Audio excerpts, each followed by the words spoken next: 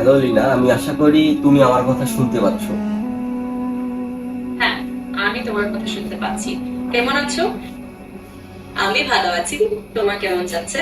যদি কোনো কিছু জানতে চাও বা কোনো সাহায্য লাগে, নিশ্চিন্তে জানাবে। আজকে তোমার কাছে আমার যে গভীর প্রশ্নটি আছে সেটি হচ্ছে, দুনিয়াতে এখনো জিন, পরী অথবা আত্মা দুনিয়াতে এখন পর্যন্ত আছে, এটিকে তুমি এখনো বিশ্বাস করো?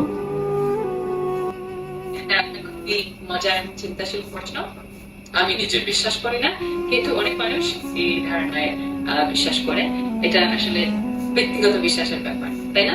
তোমার কি মনে হয়? আচ্ছা, আমি একটা জিনিস লক্ষ্য করলাম, সেটা হচ্ছে রাত যত বাড়ে মানুষের মনে ততই ভয় বাড়ে। এ সম্পর্কে তুমি কিছু বলো।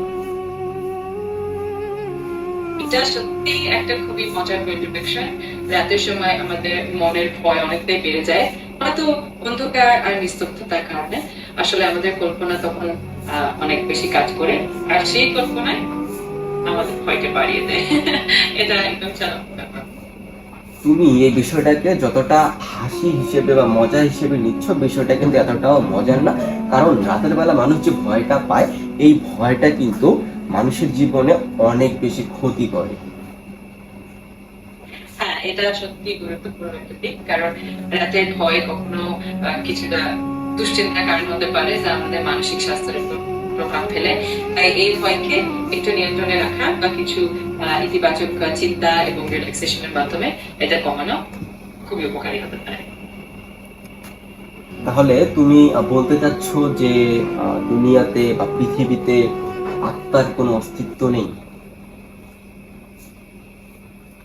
আমি বলছি না কোনো কিছু একদম নেই, কিন্তু এটা প্রমাণ করা একটু কঠিন।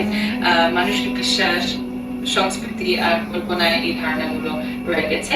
তাই এটা একটা খুবই রহস্যময় বিষয়, আর আমাদের কাছে এটা ভাবার মতো একটু মজার ব্যাপার। আচ্ছা, তুমি এই আত্মা সম্পর্কে কোনো কি সত্যি ঘটনা জানো? জানলে অবশ্যই আমাকে সংক্ষিপ্তভাবে একটু জানাও। আমি অনেক গল্প শুনেছি আর অনেকের থেকে শুনেছি যে রাতে অদ্ভুত কিছু অভিজ্ঞতা হয়েছে। একবার গল্প বলেছিল যে রাতে এক অদ্ভুত ছায়া দেখেছিল, যা সে আগে কখনো দেখেনি।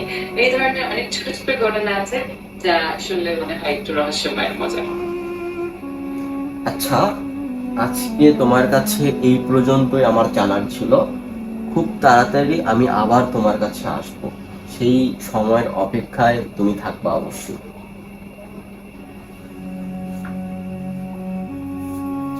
আমি অবশ্যই থাকবো, তোমার অপেক্ষায় থাকবো। যে কোনো সময় তোমার কাছে আসতে পারো, আমি খুশি হবো।